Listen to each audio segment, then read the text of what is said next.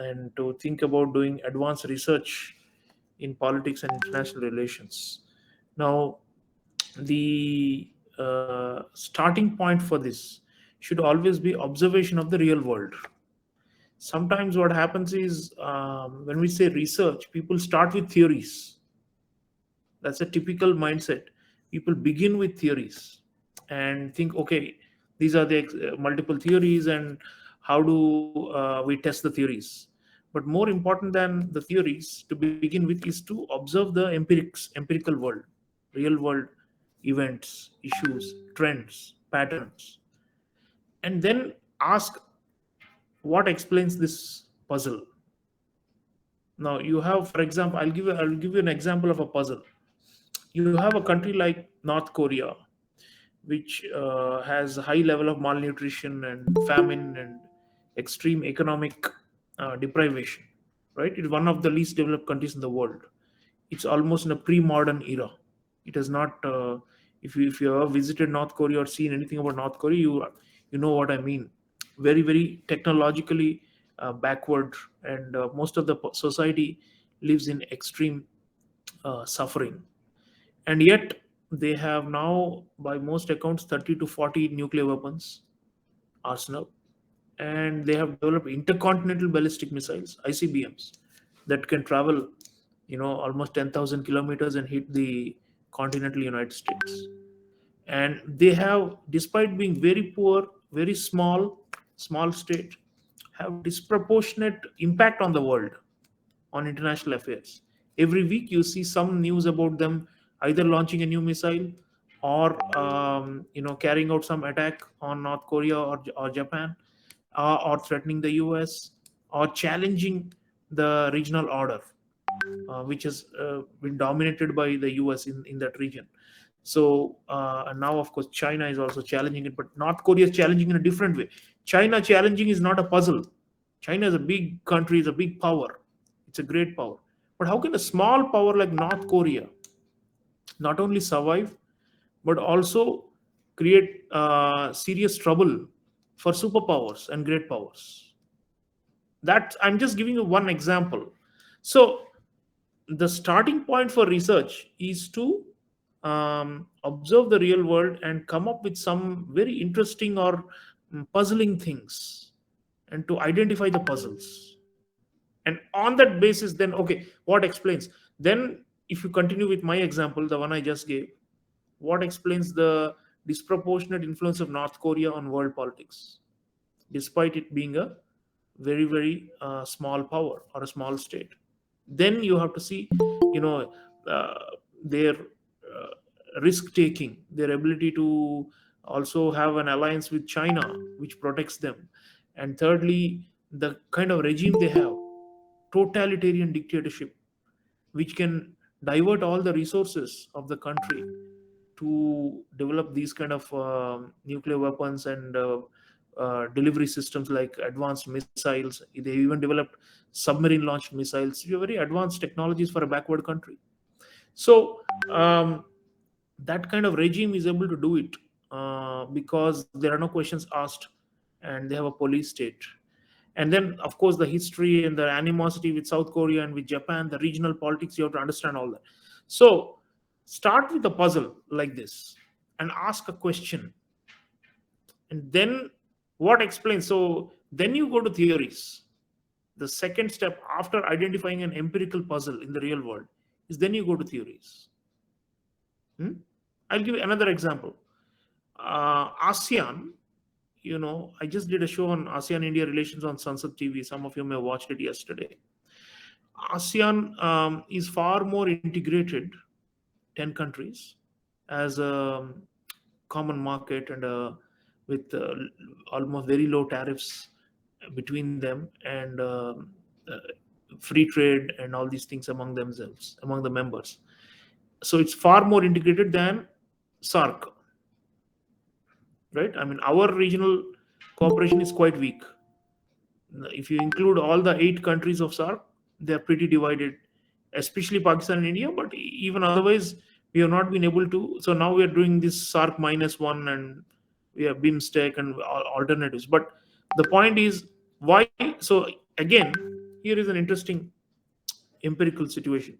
ASEAN, how come it's so heavily integrated, even though they also have territorial disputes and rivalries among the member countries?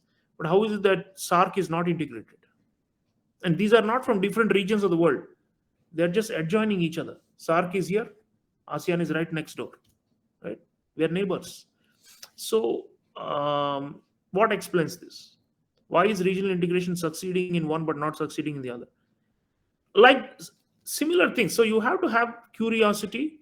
That's the first step, and inquisitive mind, and ask these kind of questions, as in why? Why is this?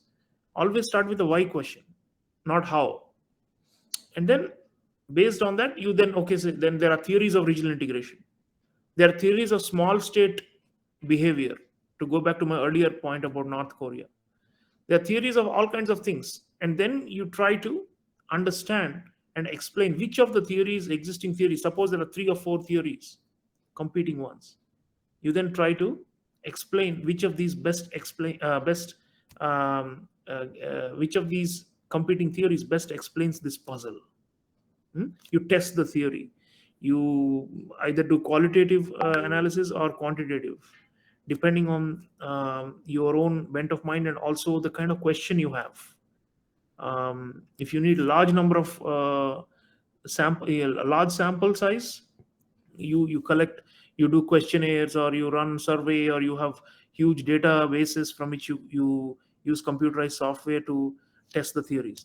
If you're doing a small n kind of a study with maybe 2, 3, or 4 cases only, then you actually do qualitative work, which means surveys, questionnaires, asking key policymakers and stakeholders in all these countries, and that sort of thing, right? So you choose your methods. Sometimes people do mixed methods, a bit of qualitative and quantitative, and then you test the theories. And usually the theory testing, if you are at a master's or a MPhil or a PhD level, theory testing is mostly you find some weaknesses in existing theories. You cannot fully falsify because they have some basis, which because of which they are accepted as theories. You find some loophole or weakness or inconsistency in existing theories, and then you try to fill it and say that this is missing. So this theory does not fully explain this puzzle, this real world puzzle. Therefore, we need to also look at alternative theories. Generally, most of the research works are like that. Very rarely can you actually fully falsify or fully validate an existing theory.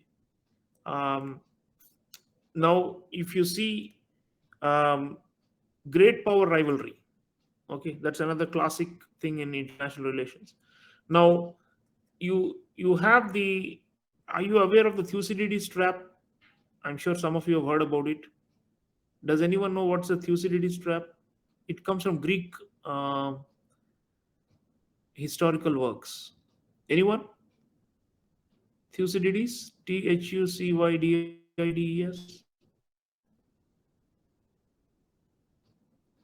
Just feel free to answer. Thucydides trap.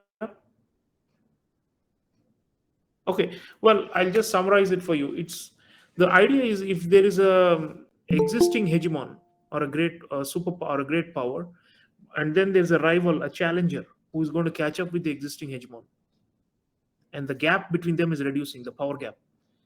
Then, according to the Thucydides, who was a Greek historian, the one that is the reigning hegemon will do a preemptive war to stop the challenger from catching up, and will attack the rising power and prevent its rise. So, and this Graham Allison, one of the well-known American scholars, actually studied these um, throughout history, going back to ancient times until today. What happens when an existing great power is challenged by a rising great power? And his data set, I think he's got like 12 or sorry 16 data sets going back to the from ancient Greece and when Athens and Sparta were fighting until China and the US today. And in all the cases, I think only 4 out of the 16 were when war was could be avoided. But 12 out of the 16 times, actually, war did happen between existing powers and the rising challengers.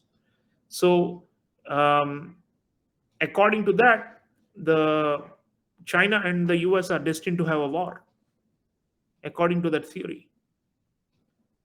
And the four cases where there was no war and where the existing hegemon was overtaken and replaced by a new challenger, those four cases are actually when actually the rising power also had values based commonality with the existing powers. For example, Britain, as you know, the British Empire at one time was the dominant one in the world, and Britain used to um, control almost half of the world. There used to be a saying that the sun never sets on the British Empire. Now, when Britain was at the peak in the 18th and 19th and early 20th centuries, it was a bigger power than the US. The United States was not such a great power before the 20th century. So, but the United States eventually overtook Britain and became the leading power. So, one of the cases stop the United States from replacing it. Why did Britain actually ally with the United States in World War One and especially in World War Two, even though it was clear that the US was rising and would replace the UK? Why did Britain acquiesce or you know or even permit or allow or even encourage its replacement by the United States? So there are a few cases where a hegemonic transition is happening. A rising power replaces an existing power without war. The last time the British and the Americans fought a war was 1812 or something like that, shortly after the US broke away and declared independence. And subsequently, they've never fought a war. And when Britain started declining, it did not think of the US as a threat. It did not attack the US and stop it from replacing the UK. So what Allison and is saying in through this is that actually the theory of hegemonic transition is one, the Thucydides trap theory. So there are a lot of theories there, and you can test them by studying these kind of real world examples and cases. They could be historical or they could be contemporary. So to come back to my main point, the best way to design research, start with the identify an empirical puzzle, first step.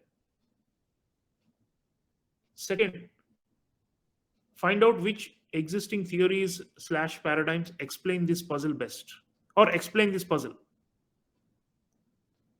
Third step, test these competing theories and see which among them best explains the puzzle that you identified.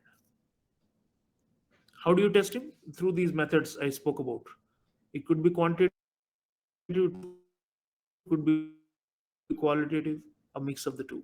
And last, you cannot really falsify an existing theory. It's impossible through one research study or one dissertation is not sufficient to falsify an existing theory. You need a lot of people to say this theory is not working. Only then you say, okay, now we no longer use this theory. Now, if you look at the science also, the way, I mean, social science is a little different from the natural and the physical sciences, but they're all like that. For example, the what is that called? The ninth planet, Pluto, is no longer considered a full planet, right? Now, in my childhood, I'm now in my 40s. In my childhood, the consensus was that Pluto is a planet. We used to learn that there are 9 planets around the solar system. And even in the Hindu mythology and all, we have the concept of the Navagraha, the 9 planets. It's always been there. But a new scientific consensus emerged only about 10 years ago, I think, or 10 or 15 years ago, not after the turn of the millennium, where there is more and more astrophysicists and astronomers began observing Pluto carefully and Apparently it doesn't have a moon or something like that, it doesn't have a full orbit. I don't know the scientific thing, but they all agreed that it's not fulfilling the basic criteria to be a planet. And so when hundreds or thousands of researchers come together and then they say this is no longer acceptable and we are now going to not accept that there is a 9 planet solar system, we are actually only 8 planet solar system, then acceptance comes. Then you invalidate the earlier hypothesis, existing theories completely. But generally, a single study like a master's or a PhD or a MPhil dissertation, you cannot really, on the basis of just one test, uh, completely falsify theory. So what you do is you modify it. You say a bit of this theory or maybe a bit of some other theory jointly explain this empirical puzzle. Most of the dissertations, research works I've seen say that. Uh, Very rarely you find a dissertation that says theory A, let's say realism, fully explains this, while theory B, let's say liberalism or Marxism or constructivism, fully does not explain this. It's very rare to see an outright victory of one theory over another theory. So the findings at the end of this process, after you test the hypothesis of competing hypotheses that are derived from competing theories, after you test them using methods, the conclusion is always a little bit complex. You will not find a clear cut case saying liberalism is the theory that best explains, North Korea's disproportionate influence in the world, or realism, or whatever. um, you will always find a combination of theories that you will need to use analytically to best explain an empirical puzzle. There are some people in international relations who say that we are supporters of this theory, we belong to this camp, and we always stand for these theories, and we will always defend the superior explanatory power of this theory vis-a-vis other theories. But such people actually tend to conveniently ignore facts and empirical evidence that contradicts their theories validity. They selectively choose data to validate their own theory and to make it look like their theory is the best of all, or their favored theory. So ideally, I would say, be agnostic. When you start your research, be agnostic. Do not start by saying I believe that Marxism explains this better, or liberalism better explains, or constructivism or realism, or non-Western theories better explain. Instead of starting with the some kind of a gut feeling or a value-based judgment, you say that I don't know which one is better. I'm looking at this puzzle that's in front of me, and uh, I'll give you another example of a classic puzzle. How is it that small states sometimes defeat big states in war? In theory, small states are supposed to be weaker and are supposed to lose based on the comprehensive national power. But there are many examples in history of small states defeating big powers. Vietnam, Afghanistan, today, arguably Ukraine. The way the Russians are facing and losing more and more territory that they claim was forever going to be Russian, now they're retreating. So again, if you go by the power differential logic, the big state should easily prevail and win, but they're not willing. Technologically, financially, in terms of military hardware, economically, they're much bigger. They should be succeeding, but they're not, right? So instead of saying the theory of realism best explains this, I would like to see all the 3 or 4 major theories being compared to each other and tested to explain this. Why is it that on occasions small states defeat great powers in war? Hmm? The asymmetry. So there are a lot of theories of asymmetric power and how it impacts battlefield and outcomes in war and all these things. So I'm just giving you a few examples. There are many such things which are very interesting. So you have to actually, if you follow the world news every day, there you will get hundreds of puzzles spinning in your mind. You can easily choose a research topic based on just contemporary world news, on a daily basis, and then you go back to the literature and see what has already been written about this subject. Is there some gap that I can fill through my research? Is there some explanation that is incomplete about this issue or this trend or pattern that I can better explain? Then you start the hypothesis derivation from theory, competing theories, and testing, validation, falsification, modification of existing theories, and then you do your conclusion. So that's typically how you construct what we call social inquiry or social design. And often our starting with the theories is, in my view, a cardinal mistake, and we don't train our research students well enough, and we it's an error. Many of our institutions, there are these professors who insist that certain theories are right and we should all follow, and only glorify one theory. I think that's wrong. One should be agnostic, and one should go by the puzzle. The puzzle should be the starting point, the empirical puzzle. Okay, we have a hand, or one or two hands. Somebody wanted to speak or raise a question. Shreyas, please go ahead. So I have a question. I was reading about IR research and I came across very interesting thing about case studies using case studies to develop IR research. I really want to speak. I really want you to speak on that part. I will, Okay, case studies tend to be small and qualitative methods based approach. So for example, you go in depth into one or two countries or regions, and try to understand everything about it, and on that basis you compare one or two countries, and then you write your dissertation. I mean, a classic example, I'll give you a classic example.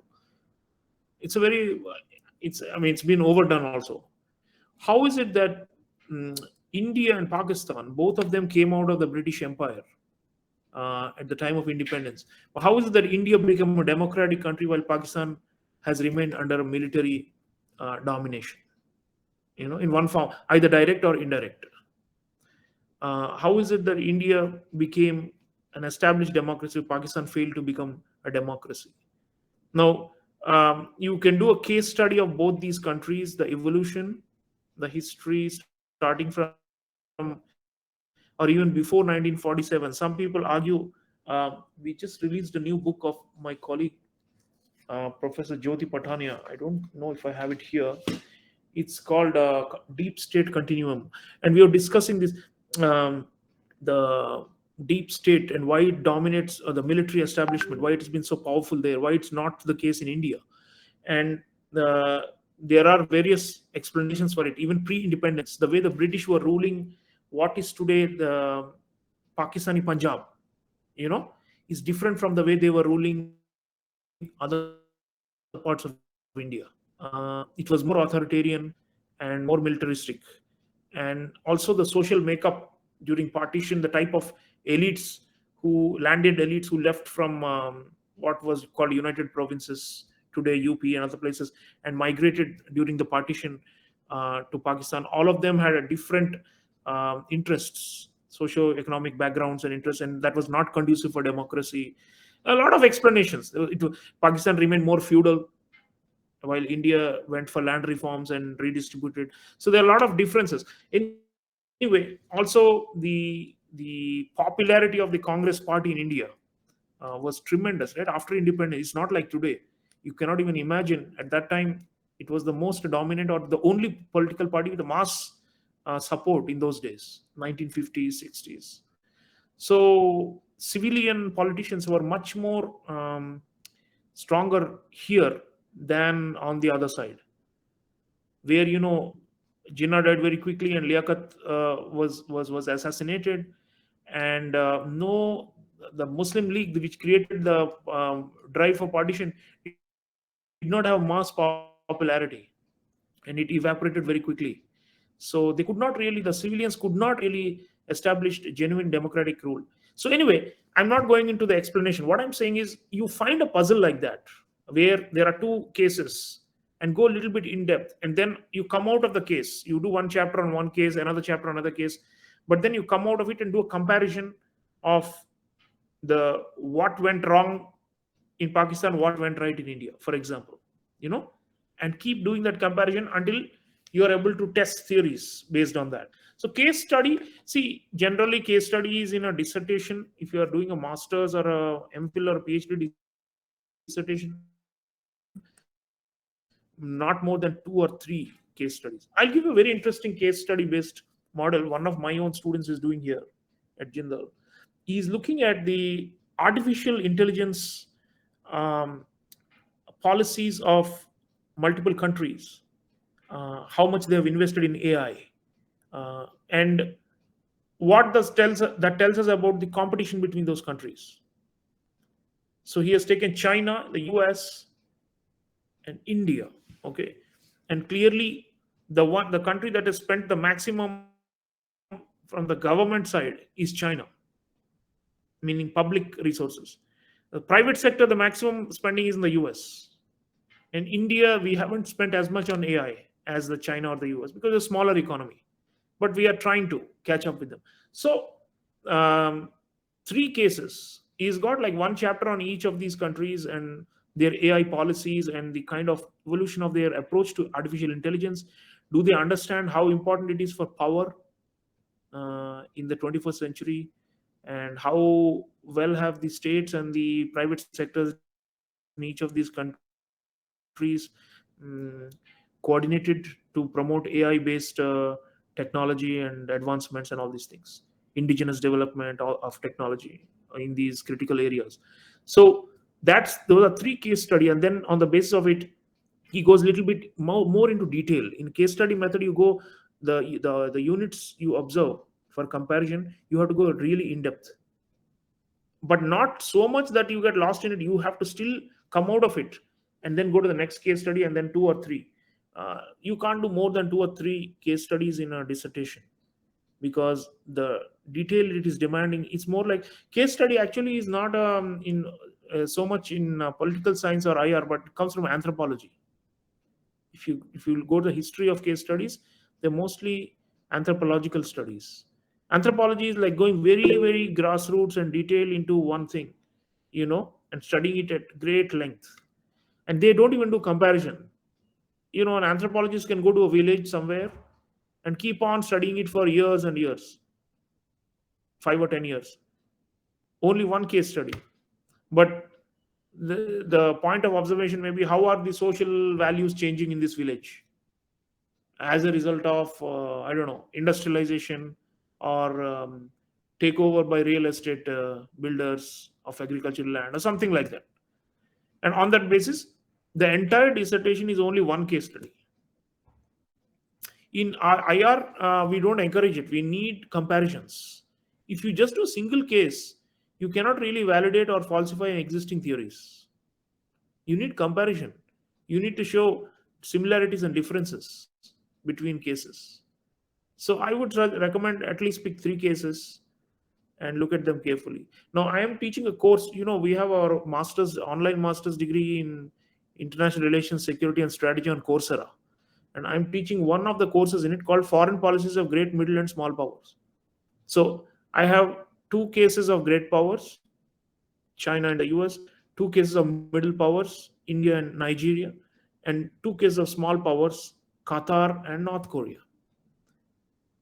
And of course, it's not really certain when you're just teaching a course. So 1 week I spend on each case. But the objective is not to become an expert in one case. The objective is not to become like an anthropologist who knows everything about the case. The objective is to use that case to compare it to another case, or to two or three more. That would be an ideal research design. Isha, go ahead, please. You have a question? Good evening, sir. So I have background in masters in political science, and I'm looking to do my PhD in human right department. So will this be a wise decision, or should I stick to political science only? Interesting. Well, human rights, you can either do it you can actually still do it from a political science uh, prism, or Okay. you can do it from legal studies. Generally, it's a borderline of the two. Sociology, legal studies, political science, all three of these can offer some explanatory power for human rights issues. So it depends on which lens you're coming from. Even economics to an extent. But I think the main thing will be sociology, legal studies, and political science. I am an advocate for mixing the disciplines. You may be enrolled in one department, but you should be able to use um, scholarly sources and theories and paradigms from other social science other social science disciplines as well, which are interrelated. Frankly, what is the difference between social and political science? It's a marginal one. I mean, they're quite close. So I would say um, enroll in any one of them, but make sure you are able to cross the disciplinary boundaries and use works from other disciplines, because otherwise it will be incomplete. You won't be able to fully analyze and explain human rights issues only using political science tools. So you could be in any of the departments, but make sure that you're not confining your literature and review and your choice of theories only to one or two disciplines. Actually, you know the fable of the blind man and the elephant, right? All of you would have heard that, right? It's a famous one. What we do is actually like that. One of us feels the tail, the other is looking at feeling the trunk of the elephant, the other is looking at the paw. So the social sciences, actually, mm, they're all together. You can't really explain anything purely using economics, or purely using political science, or purely using sociology, or purely using law, or legal studies. So of course you need to be in a university where you have supervisors who are willing to be flexible and to have this kind of interdisciplinary approach to research. On paper it is encouraged, but I know many of the times faculty insist that no, you just do it as per this, and this is the only thing, so they try to confine it. And they're of course worried that you might cast the net too wide, you know and just do excessive shopping of this, a little bit of that, a little bit of, then what happens is you end up with a dissertation or a thesis that's lacking in rigor.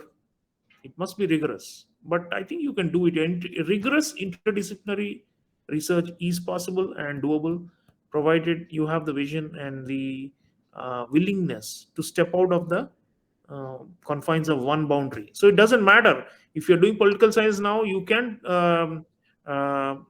do human rights research, but make sure you're also dipping into other relevant fields like legal studies or sociology or even history. It may be relevant in some So cases. basically, I'm looking towards like political activists who are being jailed, like they are being jailed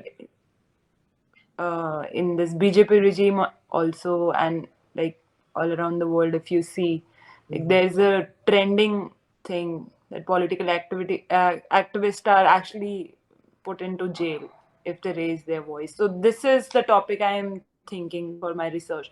So like, But you need to have comparisons. I mean, you see, sometimes in our country there are a lot of allegations, but a democracy is different from a dictatorship. In dictatorship, you go to Egypt, for example, where there's a mhm. military rule. They have thousands of political prisoners, right? Not even hundreds or dozens, thousands. You go to authoritarian country like Turkey, they have got tens of thousands of political prisoners. So it's nothing compared to what we have. So make sure you have a comparative lens. Pick two democracies, maybe a more liberal democracy and a less liberal democracy, and also bring in one case from an authoritarian state, so that there is clarity on what causes this phenomenon of political prisoners, and what kind of regime and state society balance of power brings about this kind of outcome? What should be the balance of power between state and society? So those things, they're all in theory, but you need to actually pick good cases, or within India, maybe take two different states, and look at the same phenomenon, compare, I don't know, randomly. Suppose you compare Maharashtra with Odisha, for example, and see why is it that as a proportion of population, maybe there are more political prisoners, quote unquote, or prisoners of conscience in one state but less in the other state. What explains this? So I'm just throwing out some ideas, preliminary ones. I don't know much about this subject myself, but use a comparative lens, and that will be helpful. Okay, sir. Thank you. Okay, Arslan, go ahead, please. Folks, I have Yes, so only sir. 5 minutes because we started late.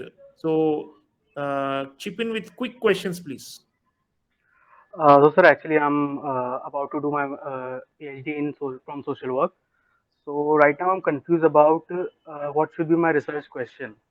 I mean, I'm going into many directions, but unable to identify the right research question for my PhD. So if you could just help What is the with that. topic? What is the topic, the general topic you're looking at? Sir, it's water management. Water management. I don't know anything about it. I'm sorry, but you will have to actually look up the literature and talk to some scholars in this field, and identify gaps in the existing literature.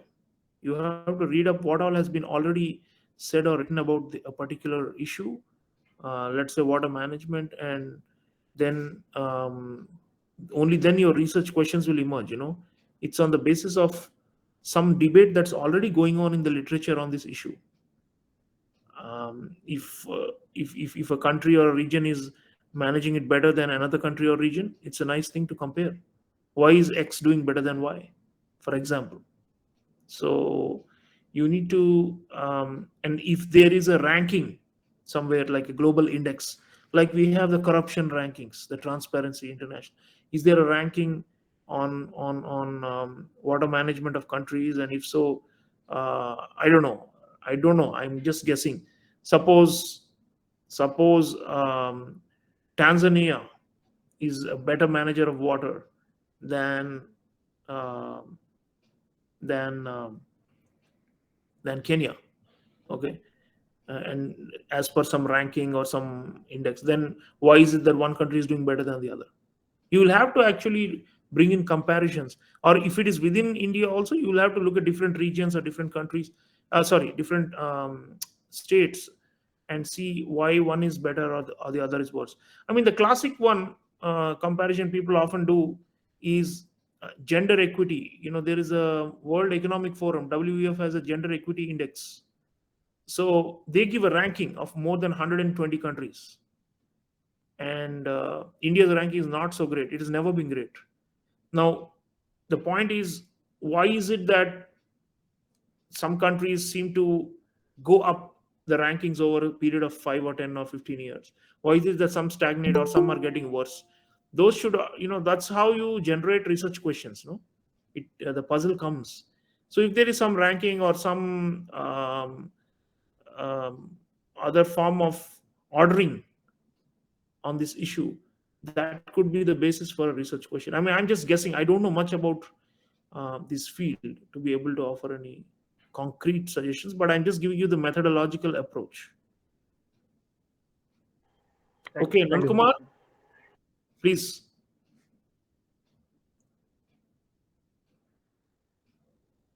Fatma, I think I can't hear. Fatma, go ahead, please.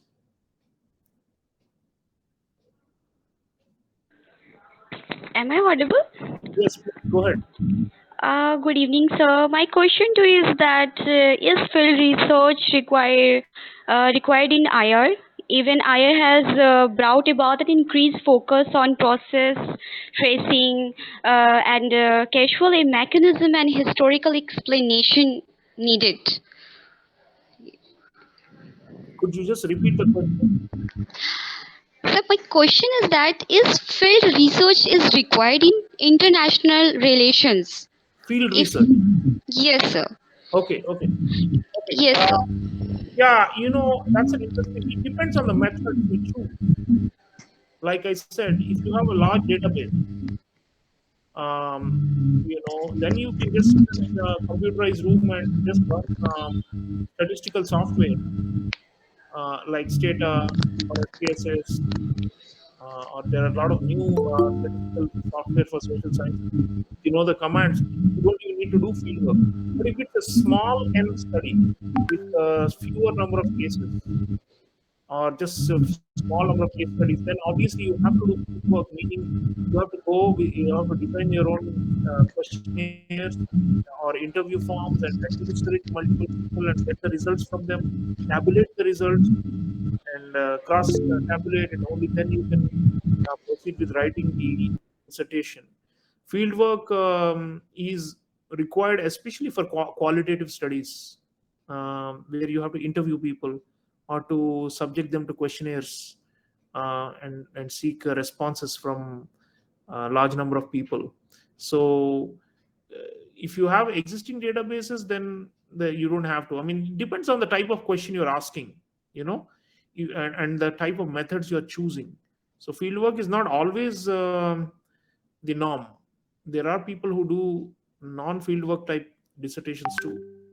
But yes, fieldwork helps to add depth and enriches mm, the dissertation, because you can always use primary sources. If you interview somebody, you got a transcript.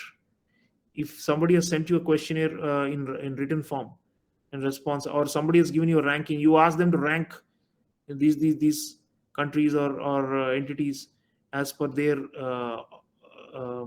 viewpoint, and on that basis you have a large number of respondents. So you generate primary data, um, and you have primary sources if you do field work. If you don't do field work, it's mostly secondary sources which are already available in the form of large databases. So it's a choice. It's a choice depending on your type of question you're trying to answer, type of topic you've chosen, and also the that you're deploying. That will determine. Sir, if I go for the quantitative research, is it possible? You don't Just need like you sir, don't historical explanation needed and a process tracing and causal mechanism is needed. So for the quantitative research, sir, so you what should be the initiative? don't need to do any field. If you've got databases with a lot of data points, you just need to run the like I said, the regression analysis and the statistical analysis. You don't need quantitative studies. Don't require a lot of field work. Uh, if you want to build a database and you run a survey with tens of thousands or hundreds of people, then you do. But it's a very painstaking process. So generally, quantitative methods are based on existing available databases information. Now, if, for example, in economics, you have a lot of quantitative studies, and they don't require fieldwork. Um, there, for example, Bloomberg Finance, the Bloomberg portal has so much financial information and data. If you're studying, I don't know, ups and downs of stock markets or something like that, and how they are related to political crisis in a country, you don't need to go far. I mean, they have got all the thousands of data that they've already accumulated and sorted. You just need to access those. So you don't need to collect your own primary first hand, what do you call, um, uh, primary sources, or first hand sources of your own. You can just rely on existing ones. Okay, folks, I'm almost out of time. Nisa and Shruti, quickly, can you get in your questions, please? Software suggestions. Um, I am a little out of touch now, but